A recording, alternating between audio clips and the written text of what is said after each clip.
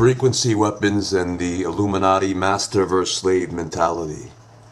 Our bodies are energy, and like everything else, it exists in vibration. The atoms and molecules of everything in the universe is vibrating at different frequencies. Weapons, termed elf waves, interfere with the body's natural harmonic frequency, which determines our mental and emotional state at any given time. The reason these devices have been called elf sound wave weapons is because some of this technology sounds like a bass woofer, intermittently blasting static bass which shakes or vibrates the entire room.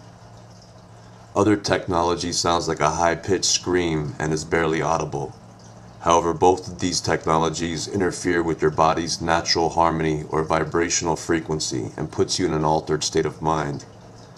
After a few moments, an agitation rises until you feel as though you're in the midst of a nightmarish anxiety attack, and it's difficult to perform simple tasks, let alone think.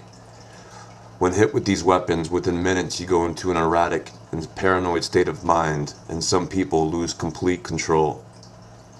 Different from the higher vibrational energies of love and creation, or the lower vibrational frequencies of fear, or the frequency of trauma, or the frequency of someone experiencing a terrible ordeal. It goes all the way down the spectrum to the frequency of hate and rage. Think about the last time you got angry or stressed out over some minor problem. Maybe you found that you cannot work efficiently or solve any problem in that frame of mind. You have to take a step back and take a deep breath and allow yourself to calm down or relax into a more calm state or harmonic frequency before you could continue with the task. Your emotions, along with your nervous system, play a role in your natural harmonic state.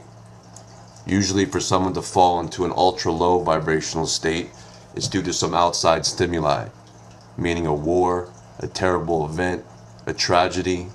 Yet now, thanks to this sort of technology, any person can be put into a low vibrational frequency at any time. In the low frequency vibrational state, people are subject to outbursts of anger and acts of insanity. Some people have laughter attacks.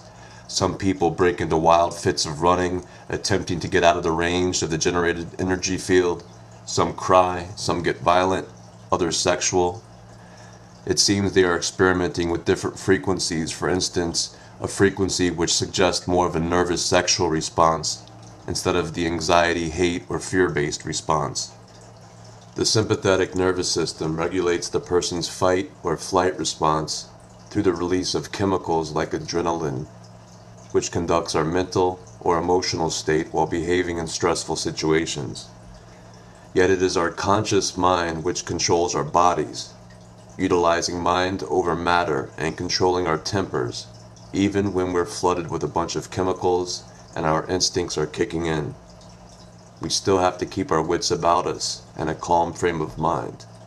Adrenaline is one thing, yet how about if we were targeted by a low-frequency wave weapon? Then we have no choice but to enter an altered and anxiety-filled state of mind. So when hit with these weapons that induce panic and terror, one must first understand that they are being targeted, and it is not their natural state of mind. Then they have to make the decision to either properly vacate the premises or endure these feelings. When it happens, it's difficult to know what the right choice of action is, and the only advice I could give is to hold it together and keep your mind calm. It's like being dosed on the worst LSD, but in time those feelings will pass. So don't act on the impulses of rage or violent frustration. You'll be on the 6 o'clock news as the 9/11 bomber before you know it. The government is hoping that you'll pull a gun or attempt to go off on some shooting spree. They are actively looking for these types of characters as scapegoats and boogeymen, which they control through mind control operations. When they targeted me personally, it was very early in the morning one night. They generated the energy field, and all the pain and anger began again. I looked outside and saw that they'd positioned two people in an SUV, a man and a woman, looking down at a laptop. It was 3 o'clock in the morning, and my family was upstairs asleep. And they're generating this very painful energy field. So it could have been really easy for me to blame those people and go out there with a bat and start taking some anger out on them.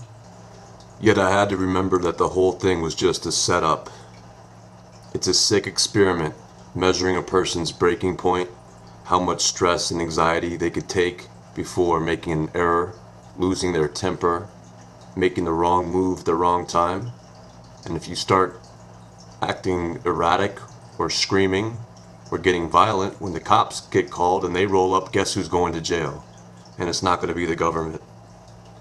I suspect there may be a lot of war games centered around these devices which focus on the soldier's ability to perform their duties while being targeted with these types of weapons. See if they could keep it together while frequencies like this are being deployed against them.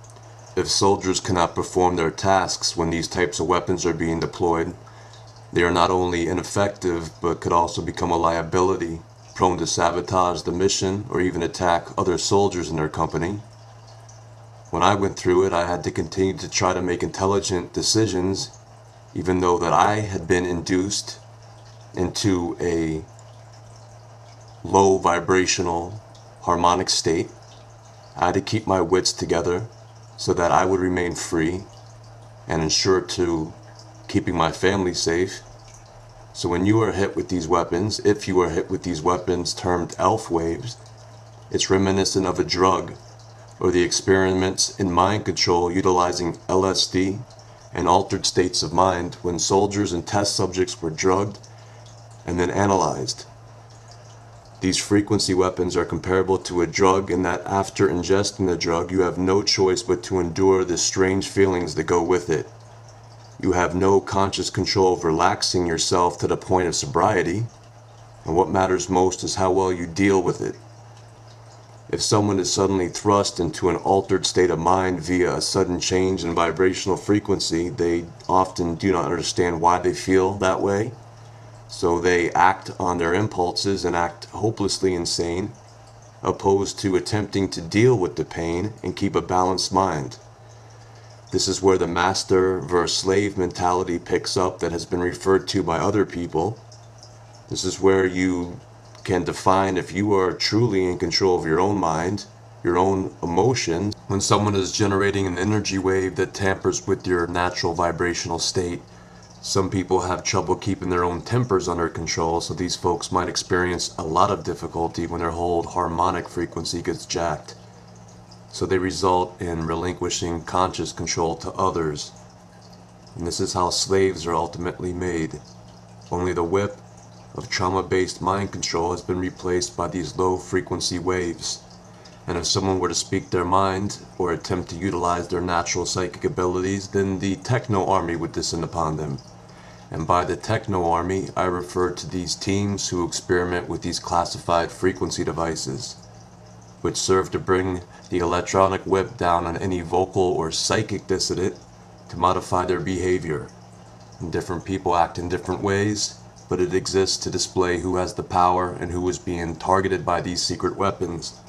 And then, usually, it's only a matter of time before they begin to act in violent ways, or their will is broken, and they fearfully shut up, or they commit suicide, or get into an accident, or go crazy and make an error and die.